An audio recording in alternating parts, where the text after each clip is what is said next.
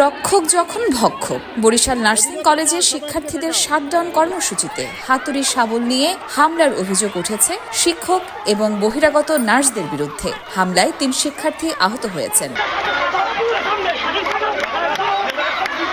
মঙ্গলবার সকাল 8:30টার দিকে বরিশাল নার্সিং কলেজ ক্যাম্পাসে এই ঘটনা ঘটে। আহতদের সেবাচিম হাসপাতালে ভর্তি করা হয়েছে। এই ঘটনাকে কেন্দ্র করে কলেজে উত্তপ্ত পরিস্থিতি বিরাজ করছে। ক্যাম্পাসে মোতায়েন করা হয়েছে অতিরিক্ত পুলিশ।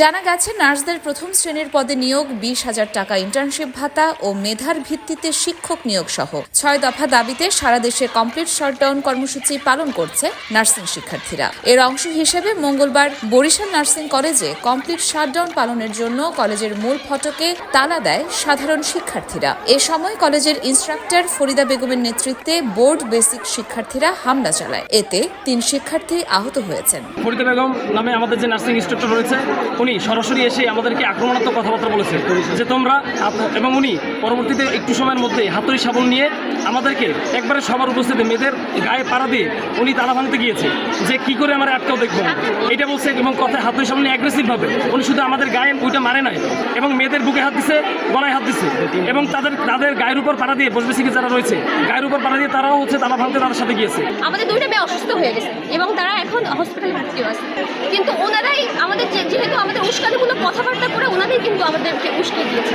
ইউজিসির নীতিমালা অনুযায়ী যেভাবে টিচার শিক্ষক নিয়োগ দেওয়া হয় সেভাবে নিয়োগ দেওয়ার কথা, কিন্তু তারা কথাটার অন্য মিনিং করে। কি বলতে চাও? আমরা পিএইচডি করে শিক্ষক, আমরা এখানকার এত ডিগ্রিধারী শিক্ষক, আমরা কি অযোগ্য? আমরা এটা মোটেই বলিনি। আমরা আমাদের টিচারকে সম্মান করি, ভালোবাসি, তাদেরকে আমরা অনেক শ্রদ্ধা করি। তবে ঘটনার পর থেকে নার্সিং কলেজ অধ্যক্ষ এবং অভিযুক্ত ইনস্ট্রাক্টর ফরিদা বেগমকে নার্সিং কলেজ ক্যাম্পাসে খুঁজে পাওয়া যায়নি। তবে বেসিক কোর্সের শিক্ষার্থীরা অভিযোগ অস্বীকার করেছেন। তাদের দাবি, শিক্ষার্থীদের ওপর কোনো হামলার ঘটনাই ঘটেনি। আমরা যখন ঘুরতে যাওয়া শুরু করছি, ওরা বেসিক কোর্সের পুরো স্টুডেন্ট সব উপরে দাঁড়ানো, আর আমরা সিঁড়ির মাঝামাঝি অবস্থান।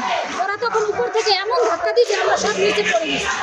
এই ছিল আমাদের ওই অবস্থা। এখন আমরা একটা স্টুডেন্টের গায়ে হাত তুলি না, কখনো না। ওই আমাদের সিসি ফুটেজ আছে, আপনারা দেখতে পারবেন।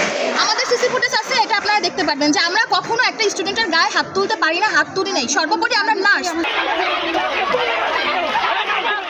ইয়র্মা শায়ের জাহান, দেশকাল নিউজ।